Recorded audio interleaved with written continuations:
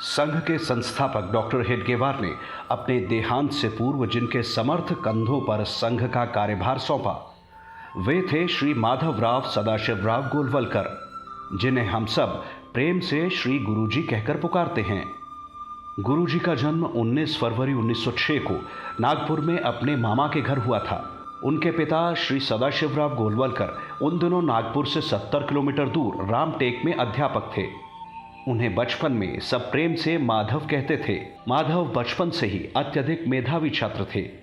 एक बार उनके पास की कक्षा में गणित के एक प्रश्न का उत्तर जब किसी छात्र और अध्यापक को नहीं सूझा, तब उन्हें बुलाया गया।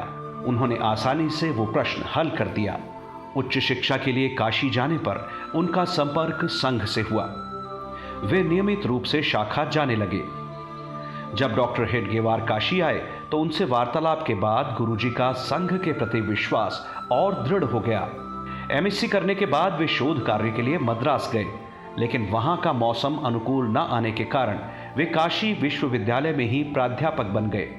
उनके मधुर व्यवहार तथा पढ़ाने की अद्भुत शैली के कारण सब उन्हें गुरुजी कहने लगे और तब से यही नाम उनकी पहचान बन गया।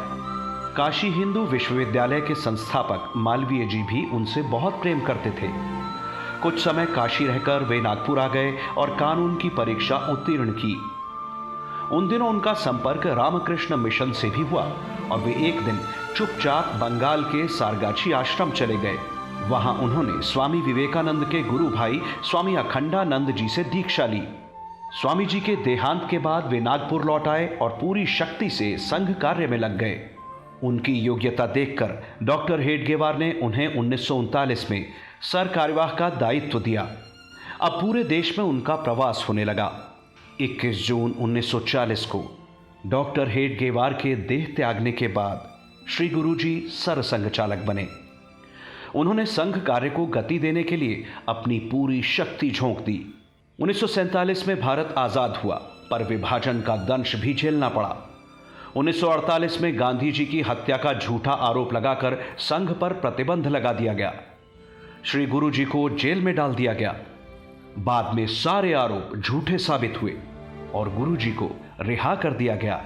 स्वतंत्र भारत के प्रथम गृहमंत्री सरदार वल्लभ भाई पटेल की यह इच्छा थी कि कश्मीर भारत का ही अभिन्न अंग बना रहे, किंतु नेहरू की शेख अब्दुल्ला के प्रति नीति को ध्यान में रखते हुए इस संबंध में वे काफी सतर्क थे।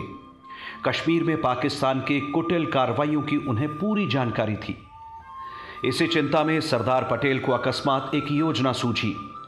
उन्हें इस बात का पूरा भरोसा था कि पूज्य गुरुजी महाराजा हरि सिंह को भारत में कश्मीर के विलय के लिए राजी करवा सकेंगे।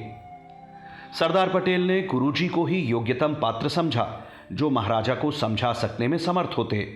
सरदार पटेल ने जम्मू कश्मीर के तत्कालीन प्रधानमंत्री मेहरचंद महाजन से संपर्क स्थापित किया और उन्हें सूचित किया कि वे परम पूज्य गुरुजी को श्रीनगर आमंत्रित करें। सरदार पटेल के आग्रह पर गुरुजी एक विशेष विमान द्वारा 17 अक्टूबर 1947 को श्रीनगर पहुंचे। महाराजा हरि सिंह के साथ हुई उनकी वार्ता में मेहरचंद महाजन के अलावा अन्य कोई उपस्थित नहीं था। गुरुजी ने महाराजा को समझाया कि कश्मीर को यदि आप स्वतंत्र भी रखना चाहें तो भी पाकिस्तान को यह कदापि मंजूर नहीं होगा। आपकी रियासती फौज में तथा प्रजाजनों में पाकिस्तान द्वारा विद्रोह की आग भड़काने के प्रयास हो रहे हैं। अगले 6-7 दिनों में ही पाकिस्तान कश्मीर की नाकेबंदी करने वाला है। उस समय आप पर और कश्मीर की प्रजा पर कितना भीषण संकट आएगा, इसकी आप कल्पना कर सकते हैं। रियासत को स्वतंत्र घोषित किए जाने के कारण आपकी सुरक्षा के लिए भारतीय सेना भी नहीं आ सकेगी। इसीलिए मेरे विचार में भारत के साथ यथाशीघ्र विलय कर लें। महाराजा ने कहा, संघ के स्वयंसेवकों ने हमें समय समय पर अत्यंत महत्वपूर्ण जानकारी दी है।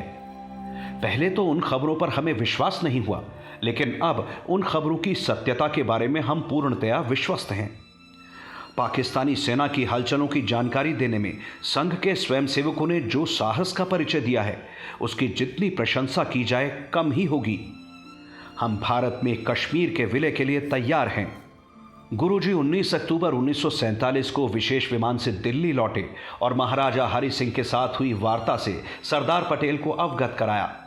इसके बाद जम्मू कश्मीर का भारत में विलय संभव हो सका। जब कभी भारत की एकता अखंडता की बात होगी, तब तब गुरुजी द्वारा राष्ट्र जीवन में किए गए योगदान की चर्चा अवश्य होगी।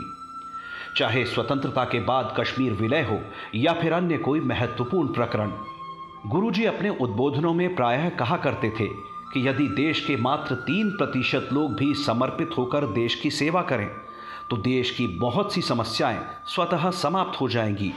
श्री गुरुजी ने लगभग 33 वर्षों तक संघ कार्य किया और पूरे देश भर में फैला दिया। उनकी ख्याति पूरे देश में ही नहीं अपितु विश्व में भी फैल चुकी थी। वर्ष 1970 में गुरुजी कैंसर से पीड़ित हो गए। उनका ऑपरेशन हुआ, लेकिन वे पूरी तरह से ठीक नहीं हुए।